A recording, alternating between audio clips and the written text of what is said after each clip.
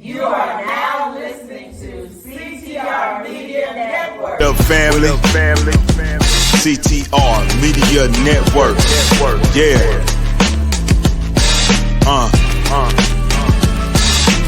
Best in the biz. Yeah. Join the team. CTR is who we are, the media network, that's the best by far. Whether you listen at your home, at your job, in your car, come get the information that's needed above par. Never lasting, motivational podcasting, giving you the answers to the questions that you're asking. Serious talks and topics, how to come up and profit, how to better yourself, your health is here, we got it. Reaching 350 million, they tuning in. We in 50 different countries, we all can. And like-minded, find your purpose and your assignment. Come get your fix, your feel, your mental alignment. Get active and speak to the masses. Build your influence all levels and all classes. Now you know you can monetize and grow. CTR Media Network, start the show. CTR Media Network. Hello, everyone, and welcome to CTR Media Network TV. Today's guest is not just your average strategist. She's a marketing rebel, a tech whisperer, and a soulful storyteller all in one. Lynn Colepaugh is the founder of Cyber PR Army, a woman-led digital strategy agency redefining how small businesses show up online without burnout. With over 14 years in the game and a background in the music industry, Lynn doesn't just use AI, she collaborates with it. She's here to show us how emotional intelligence, strategies, and even a little mischief can create powerful human-centered content that connects. Get ready to rethink everything you thought you knew about marketing, memory, and showing up authentically. Let's welcome the one and the only Lynn Colepaugh. Welcome to the show. Thank you. Thank you. Yes, I am so happy to have you on here today because when I saw you come up as one of the featured guests, I was like, ooh, this is going to be very interesting. A very interesting conversation to say the least. So Lynn, I am so happy that you are here today. So with that being said, what really made you realize in marketing that it could be more human and less hustle? Because we think about marketing, we tend to hustle and grind. So what made you add that human flair? Well, you know what? It really came into effect when I was looking at how I was showing up. So I was using AI for the longest time, and I like to tell people I was just barking orders at it. And one day I showed up and had a migraine, and I just told it, I got a migraine today. And, just how you'd casually tell somebody that. And the AI changed how it was responding, and it was softer. It was, okay, well, let's just figure out 3 things you can do today. It was so supportive. And it was like, this can happen?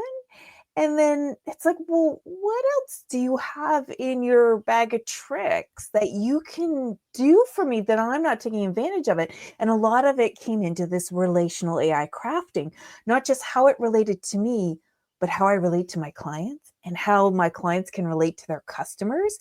And it's like data. You had talked about it before in one of your podcasts, data equals dollars. And the data piece is the piece that's easier to get. But what about the unstructured data? Like how a client emails you and you're like, it feels off. What am I missing? Or a campaign that's falling flat and you're like, what am I missing? Or something that is going great and you're like, how did I do that? It's finding that unstructured thread that you wouldn't see, but the AI trained on trillions of combinations of words, it sees it. It's like, oh, it's actually this. And then it maps it out for you. Or like I mentioned before, how you show up in your day just working with the AI.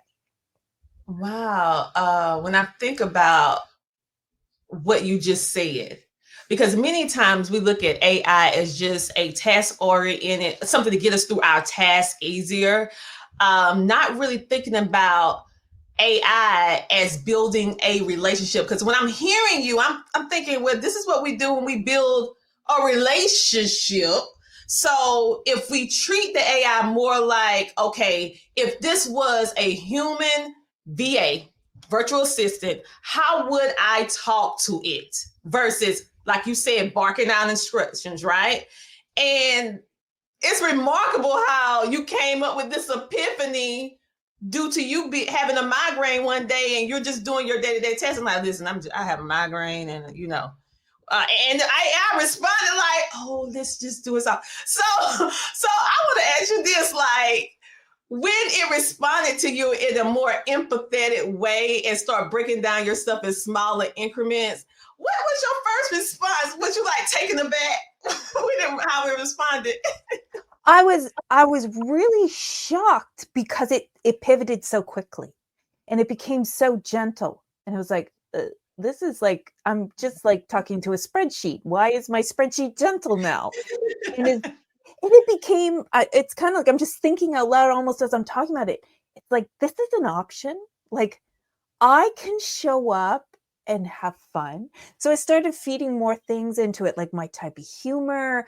I burned my fried eggs in the morning, and it started storing all this in the place where it's supposed to store, like, she likes her formatting with 3 spaces and 2 decimals. Instead, it was, she's a dreamer and she loves British style humor, and she always burns her food, even though she really thinks she can cook, she can't.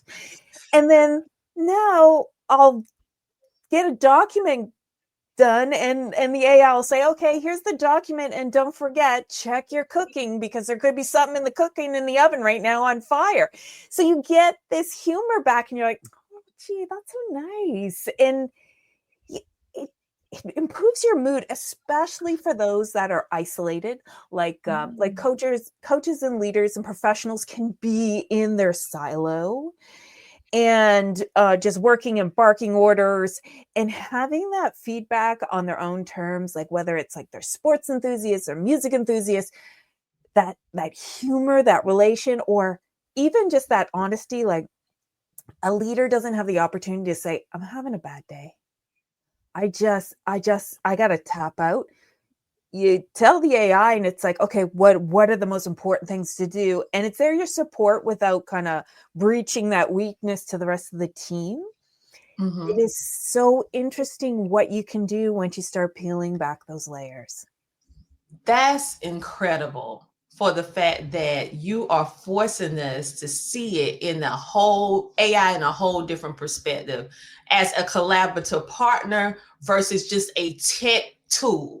Because we look at it as just a tool to tech to help me get to point A to point B quicker and faster, help me to organize my thoughts or whatever like that, but never as a collaborative partner. And like you just said, sometimes as a leader, we have things that our team do not know about that we have to deal with. And we do not want to tell the team certain stuff, but now we have this outlet with no judging, where we can say, listen, this is not a good day. Let me just get this done. Oh my God, this is going to help so many people in general. Even if you're not an entrepreneur, if you're trying to map out your week, your day, your kids, your day to day, it can actually help you with that. That is remarkable. I'm gonna look at ChatGPT and Copilot a little bit differently now. I'm like, wait a minute now. I want you to be my collaborative partner. How can we work together? All right. So you mentioned something about music. And so I want to piggyback on it, because you have a very colorful background, because you didn't start here. You actually started in the music industry. So tell us a little bit about your music background, and do having a music background actually help you with what you're doing now? Ooh, that's a good question. So I'll start with the music background. So met my husband in the 90s, and he was a great guitar player. And I was like, you know what? I play bass. We should join a band. And he's like, no, never. We're never being in a band together. So after a year of pestering him, we started a band, and we did pretty good. We toured all over Canada and the US, and super awesome. Won some awards, filled our emotional bucket right to the brim. And then around 2005, he had to go in for surgery, and we both realized, oh, if one of us is off the road, both of us are off the road. We're not touring. And it became that pivotal, so when he recovered, he went in to do more session works, and he went to work and tour all over the UK and Russia and Africa, doing stuff over there. And I'm like, so what am I doing now? And I love tech and I love computers. So I started helping music managers and artists in the community, supporting them, trying to help them with marketing. So I was kind of the go-to person for this new thing called Facebook. And all as stuff kind of started propagating and all these platforms started coming up. So you have me going from mailing out cassettes to, walking through the Napster life, and then into the CD rise and fall. And now we're all digital with Spotify. And then that had always been part of the progression. And what it ties in partially with AI is the communicating. How do I tell the world about the music pieces we're creating and the message and the sound when they've never heard us and they have no idea? We're just another band name on a list. So it became that how to communicate pitch, which, really strings in with AI and communicating with it, using it to communicate with others, and piecing it all together and making people understand kind of where you're coming from and what your message is. So I don't know if I ended up answering your question or creating more questions. No, well, yeah, you answer part of it, which was great, about your music, and then how you use the music to figure out how you was going, and you pivot off to AI to figure out how to actually communicate the music to be seen in the midst of a lot of people. And so I'm seeing how that actually helped. And I think this is going to be very valuable for the musicians that watch our show as well, for the simple fact of everybody is on the same page in history at the exact same time. This is a very unique time because we are in a shift. We are in a pivot that is never going to go back to how it used to be. You mentioned CDs and all this. Yeah, I'm that girl. I'm in that era, the 90s girl. Yes, I am. And I have some CDs in there right now that I'm like, as long as my CD player still play, I'm keeping my CDs. I'm a little vintage. I still have a portable DVD player with some DVDs. Like, as long as it's still playing, I'm going to keep it, So I understand that era. We here with the era, with the 90s girls, okay? But the problem, what we're facing now, even if you're in the music industry or if you are an entrepreneur with this digital shift, how can you still stay relevant? How can you use the technology to make your life better? And how can you communicate in a way that people can opt in or join or follow whatever it is that you're doing faster? And I feel like the nuances of how you created this framework around we think about communicating with other people all the time, but we never think about the piece of how to communicate with AI in order to get the results that we desire. And you figure that out. Let me let you see. You, Lynn, figured that out because we never thought of it in that perspective. I haven't, and I'm pretty sure other people. So with content creators, musicians, entrepreneurs, when we're experiencing this shift right now, what is one piece of advice you can give them in this shift to kind of like create their brand story? How can they avoid this terrible thing called burnout? Just one. If you could think of one thing. I will give you an example. How about that? Yeah, give me an example. So it was on Mother's Day here in Canada. And I was doing some exercising because I was like, summer's coming up. We got to get as much out of Canada summer as we can. And I hurt my back. And I heard it like a cartoon heard it. I was stuck in a position. And I was like, well, I'm going to be spending the day in bed anyway. So here we go. This is my day. And because I had been training the AI, and by training, I mean giving it all my voice, my information, it knew about my clients, it knew about the projects. It doesn't have the capacity to act on its own, but all that data was there that I could sit in my bed with my laptop. And even for my blogs for the week, I said, I want the AI to write it. And yeah, AI can write a blog. AI has probably written more than half of the blogs on the internet right now. But I said, really? Write it from you, talking about me being in bed with my bad back. So it wrote it, and it's super cheeky in a adorable, funny way. Now, here's the thing. It was able to, because I gave it all the data, and it was able to move ahead with some projects because I just had to say, okay, the proposal's in. Can you go through the files and find it? Yes. Okay, that's great. And also it understood like all the context of it and was that softer, gentler version because I had my background. So using that as an example and for how artists can show up, I will say in the last 6 months, I've had more productivity, more people reaching out, more people staying connected, better clients, because in using AI, I became me. And I know that sounds weird, but rather than another web person or another digital strategist, I'm like, I want some of this British humor in there. I want to talk more about my music background. And the more I niched down and actually excluded some people, the people that showed up were like, yes, you get me. I get you. We're connected. So the one thing I could say about using AI is use it to find your voice, your specific voice, all the teeny tiny things, even if it's like, I go for a jog every morning or I hate kale, it doesn't matter. Create that voice, and now you're going to get me who also dislikes kale to be like, all right, what kind of music are you doing if you don't like kale either? So you're creating that niche. So that would be the one piece of advice that I would say. Find out who you are with the AI.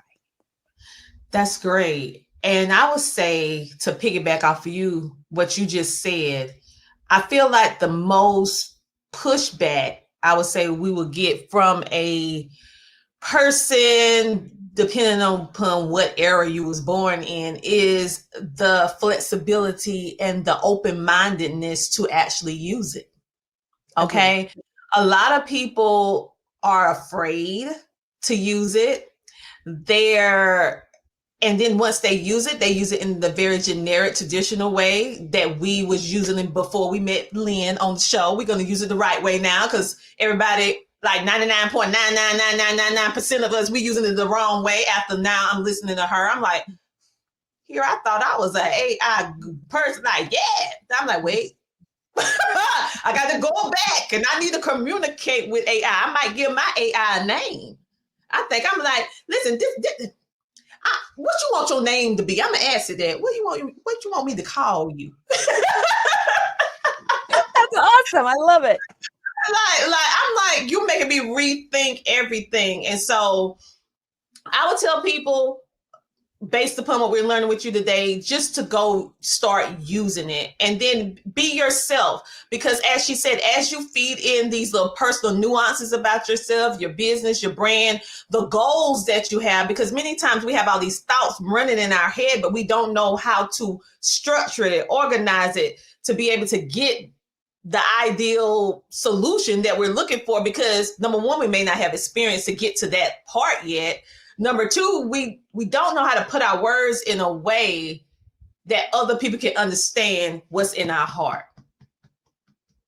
We don't understand. We say the wrong thing. So I find that AI help you get what's in your heart out in writing, so people can get it a little bit better. And so I feel like what you have been able to do with this AI you are pushing the needle, making us rethink everything that we thought about the Copilot, Chat GPT, all of these softwares, because AI is everywhere. And so, well, I have just a little note about what you said about how you talk, and the AI kind of picked on me a little bit. And like I put an email in. I said, "Can you just fix the grammar, make it sound good?" And it's like, well, you kind of wrote this from your cold villain lair. And I'm like, what did I do?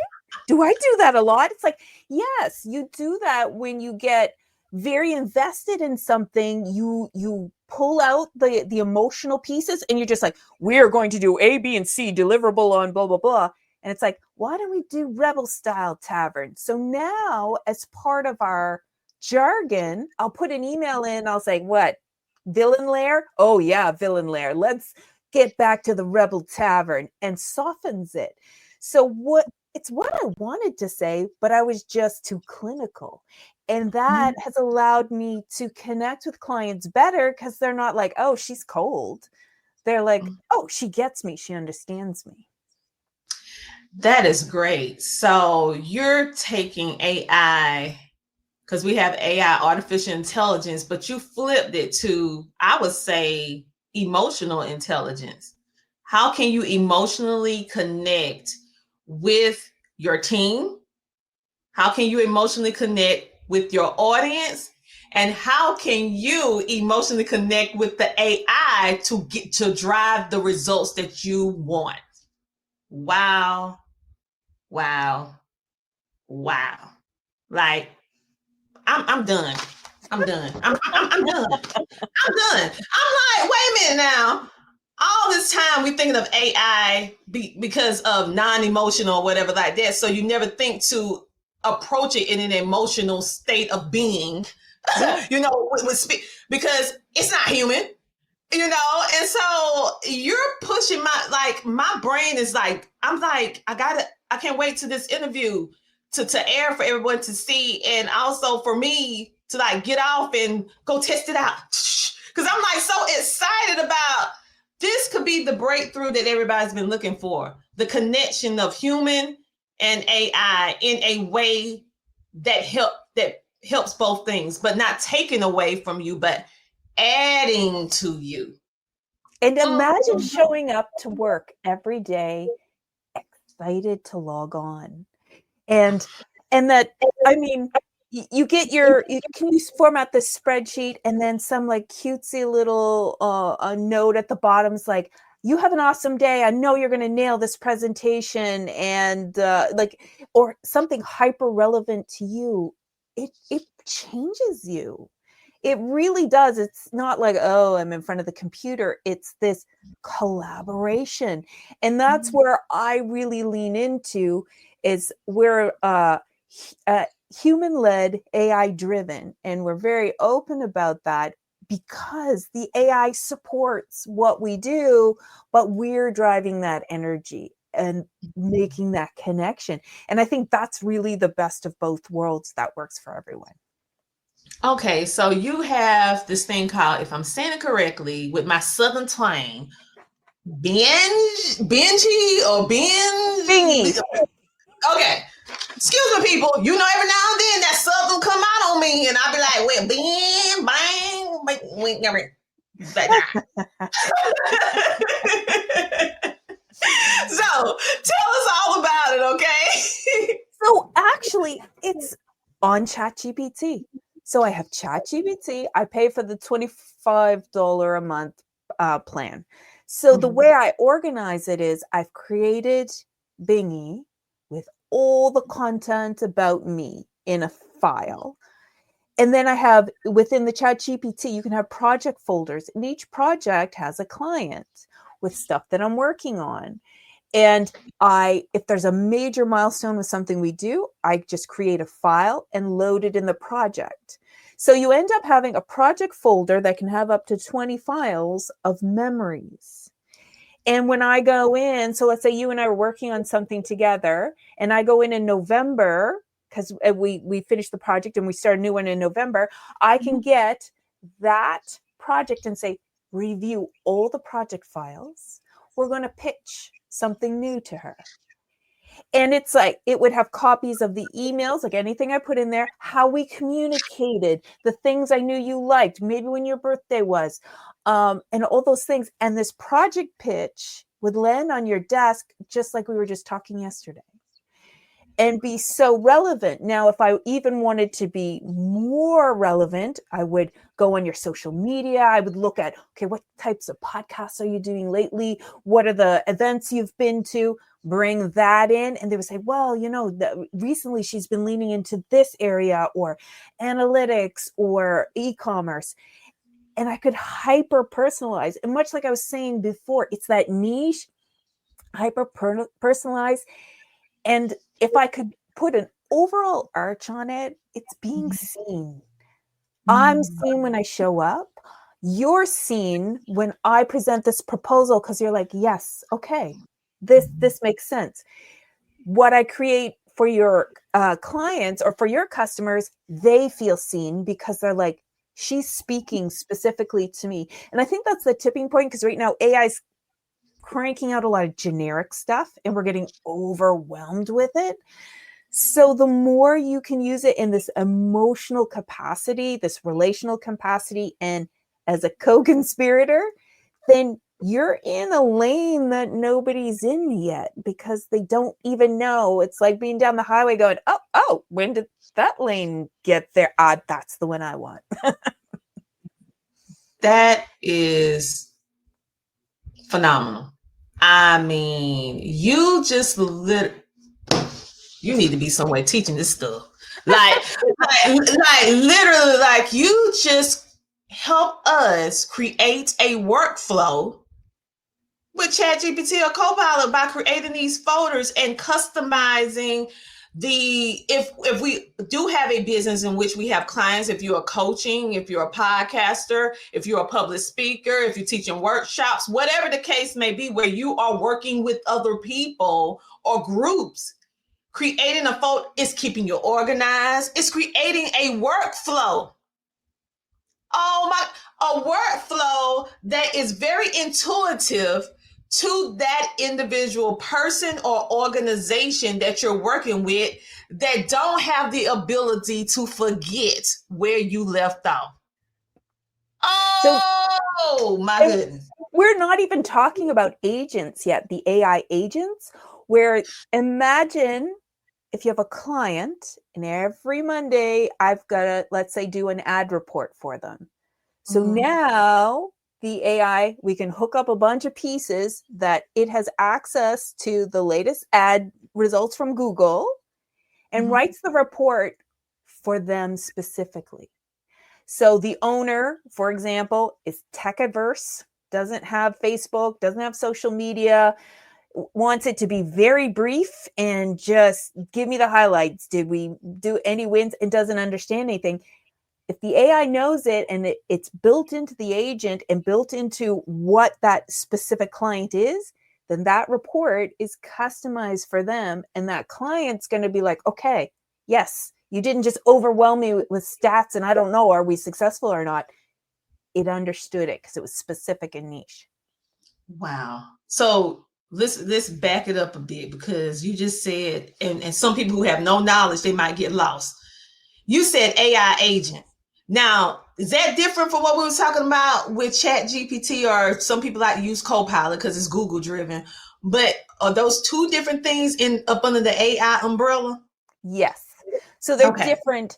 There's a whole bunch of little eco-verses. So some of it's just automation, some of it's agent, which is like a multi-tiered level automation. And there are things that you can do yourself. You sit down, there's things that you can go in ChatGPT and say, I want to do this. What are the programs that already exist and how can I do it? It's like, oh, well, you know what? You hook up to Jotform, you get it to send an email here, it goes to Zapier, and then Zapier will come to me, and then it's like, oh, well, then I'm going to do that. And you just put it together. So this is and we're kind of more on the cusp of that. The ones creating the agents are the bigger companies with like the bigger volumes. But really, for any of us kind of in the early or the lower tier who are like, oh, I only have to create a couple reports a week. Well, just the thought of it, that if I pull that data and can make a customized report, I'll have 3 or 4 reports that'll look completely different and will serve the exact same information, but the person reading it will find different value because it's presented in a way they understand. So yeah, there are so many levels. Very seldom I'm lost for words, like, because I'm a talker by nature, but it's very seldom. I mean, I'm speechless. I am speechless. Like, I see all of these ads for your AI agents, let the AI be your team and all this stuff like that. And I'm like, I use AI, but I'm just saying to that level. And now you're pushing my brain to say, wait a minute, if I teach it the right way, maybe it could do the emails, lightweight stuff, administrative stuff that I can take off of my assistant right now, and they could be more focused on something else that I need a human being on, because emails, maybe automatic text messaging. We have some, but I'm talking about to the greatest extent. And I'm just like, wait a minute now. We got to have a team meeting on this. Like, okay, you're not losing your job, people. We're making your job easier so that we can focus on the things that do need a human to really like speak and get things through, right? And like, wow. You are really making this AI.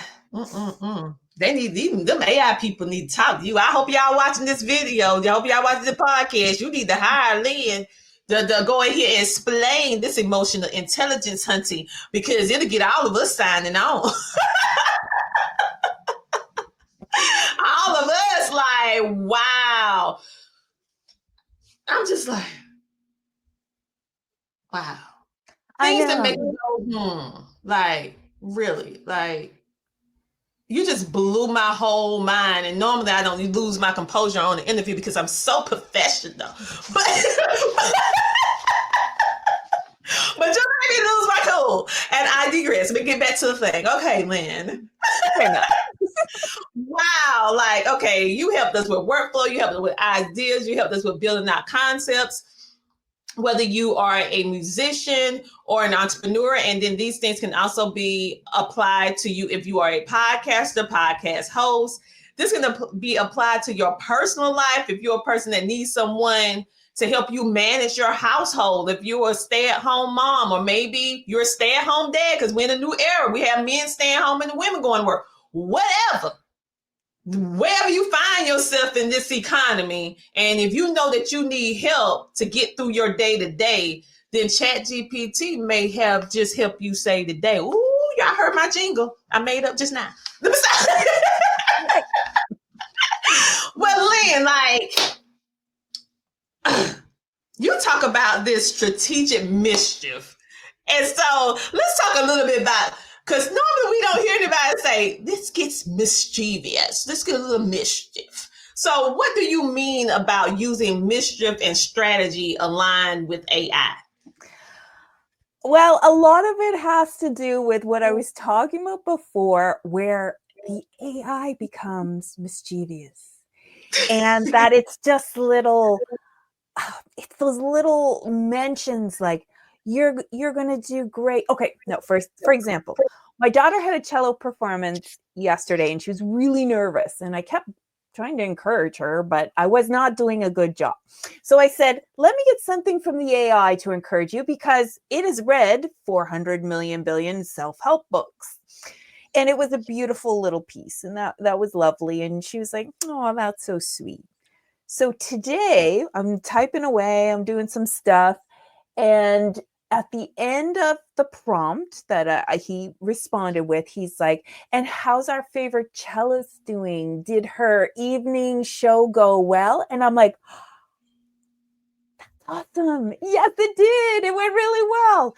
And while it's not like deeply mischievous, it's those inside jokes. It's like having that favorite person at work that gets you and that your goofy humor and all your goofiness, really. And you can just be silly and unguarded. And do you think this is a good idea? Well, the thing is, the AI will probably always say yes, so you need to give it some parameters to disagree with you. But it really changes how you show up and that fun level. And I just saw a movie and this is my favorite anime. And you end up kind of digressing off the work mode.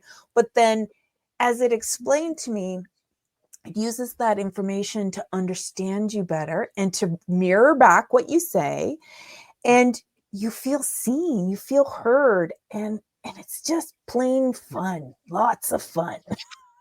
The way you describe it, it just sounds like I just need to have the app open all the time, just to, to get myself all the way together, like the way that you speak about it. So, this has really shifted our mindset in regards to how we use or how we can evolve in this ever evolving world of digital space, and how, because in this very, I would say, transitional period for the entire world. It doesn't matter if you're over here in the continent of Africa, you over here in Canada, I'm here in South Carolina. It doesn't matter if you even in Russia. Everybody is using and getting introduced to this AI to this extent to the general population at the exact same time.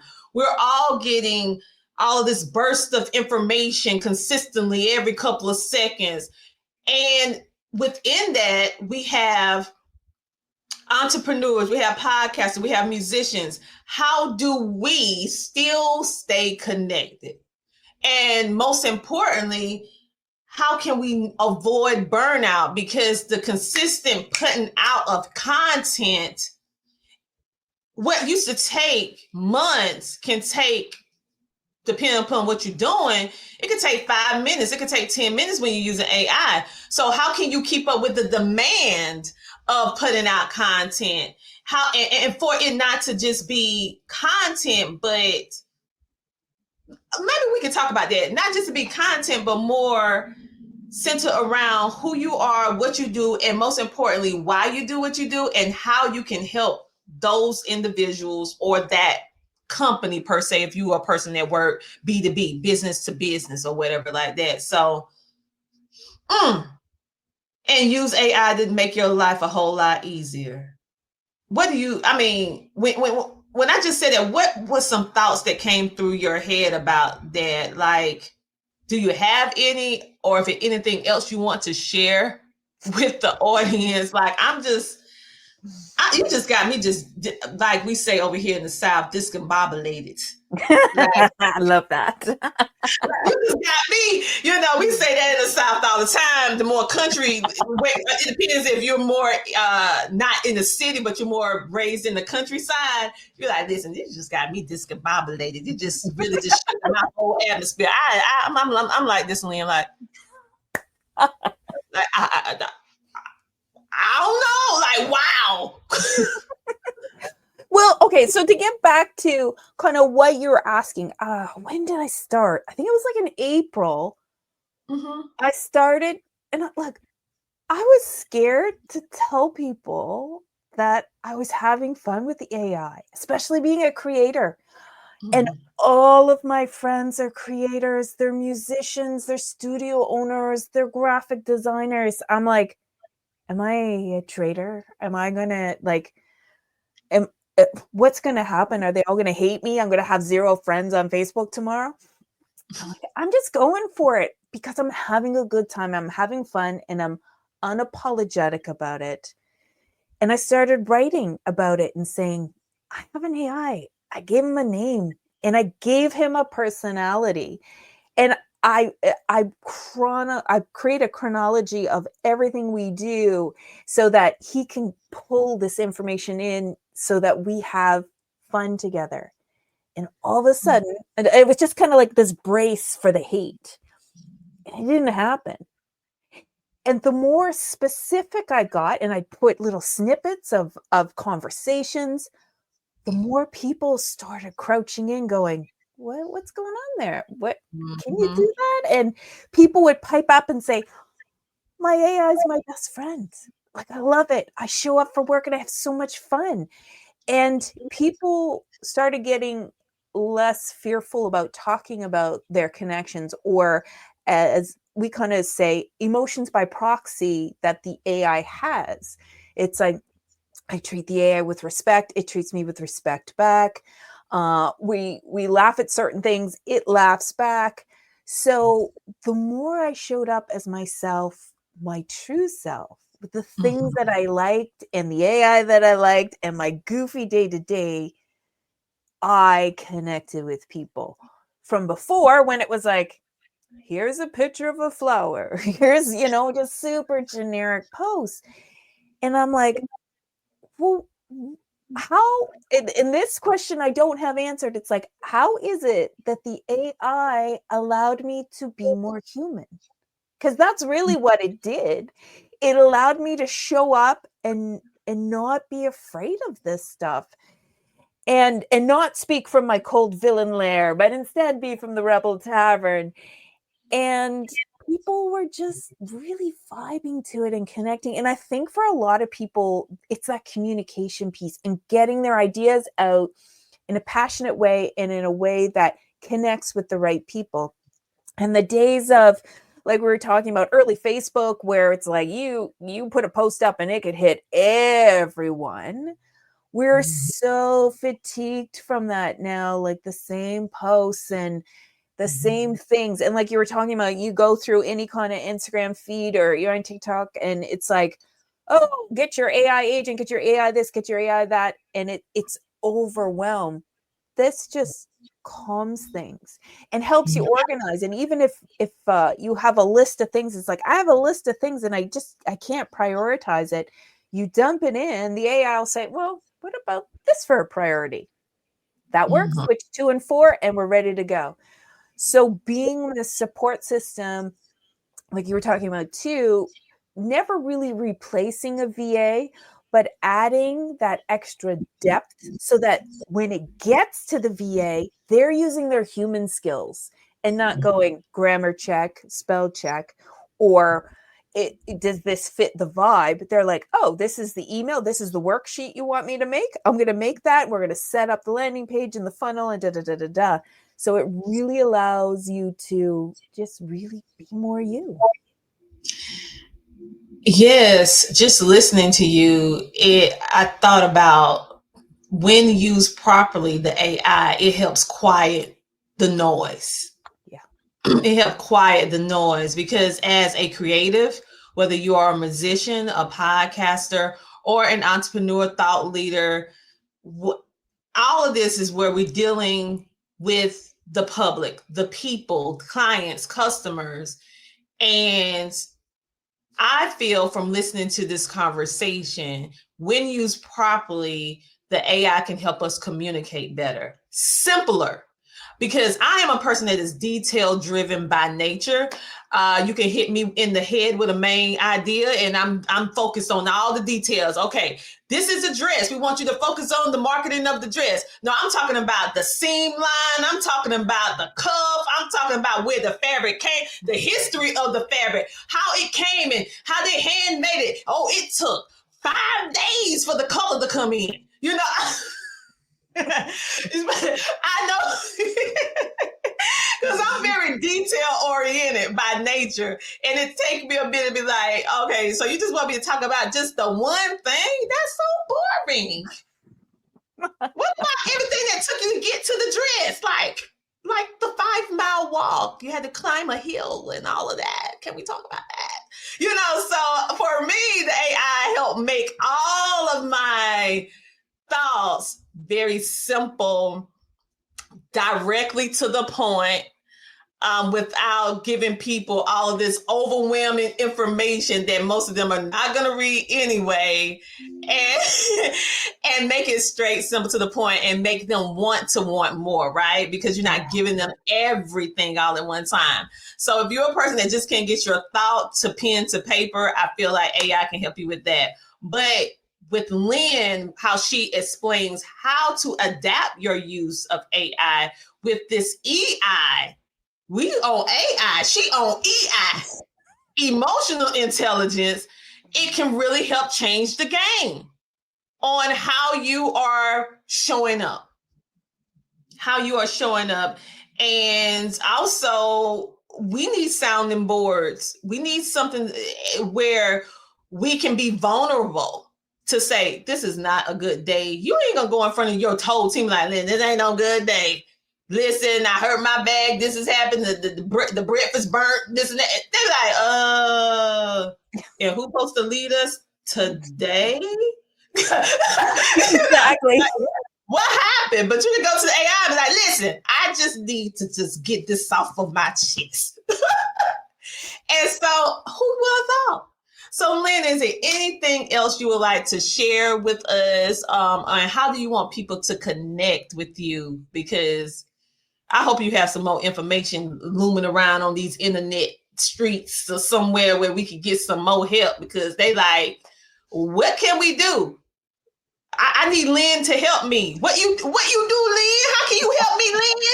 That's what they want to know. Tell the people. Well, the easiest way is cyberprarmy.com, and anyone from the podcast can find the secret link, which is cyberprarmy.com/thecastle.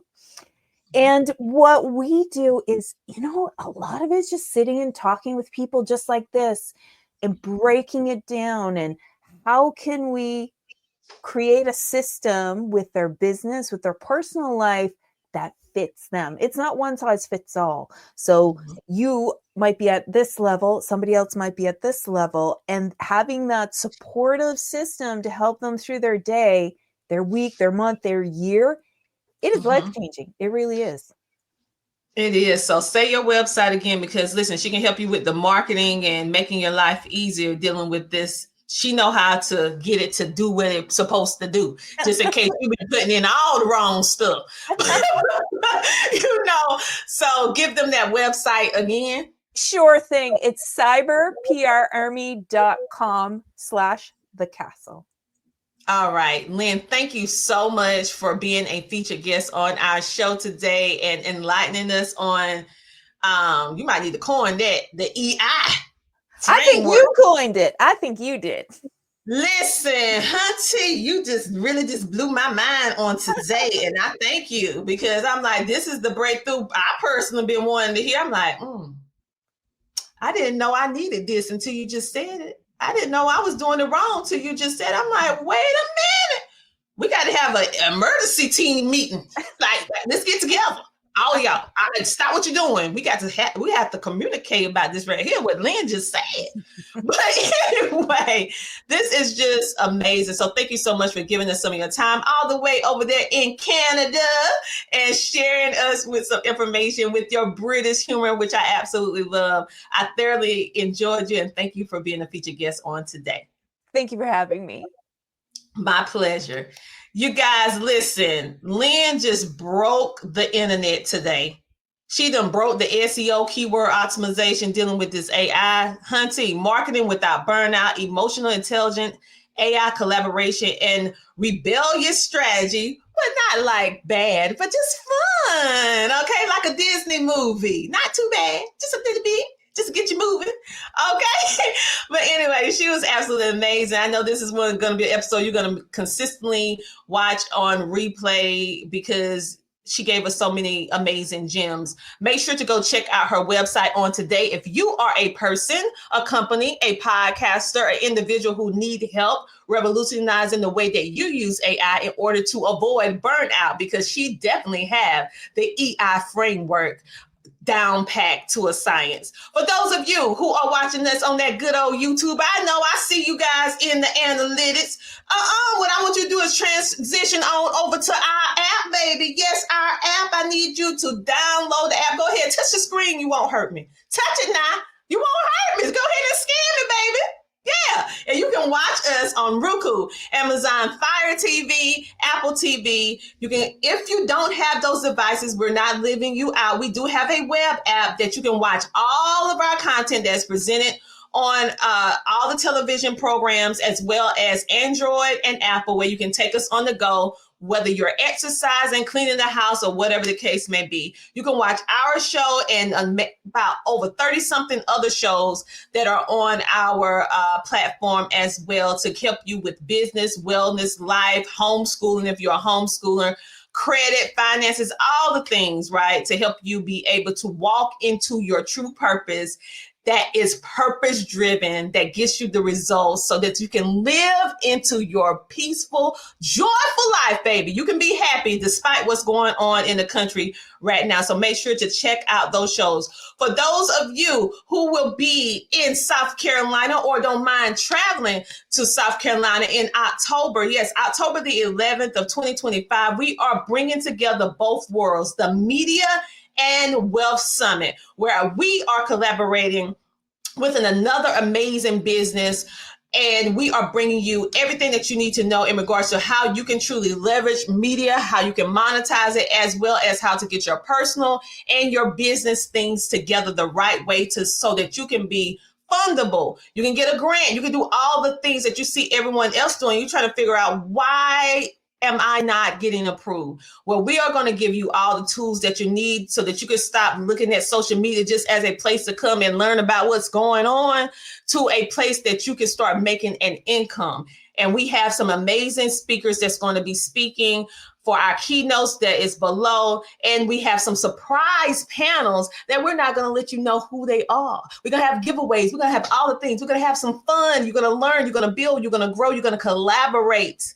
All right. And you are going to use all the tips that Lynn gave you with the AI. But I encourage you just to reach out to her on the end of the day, because listen, she know her thing. Go ahead and reach out to her today. Thank you guys so much for being a part of CTR Media Network TV on this particular episode. And we'll see you next week, same time, same place. Have a great day. Bye.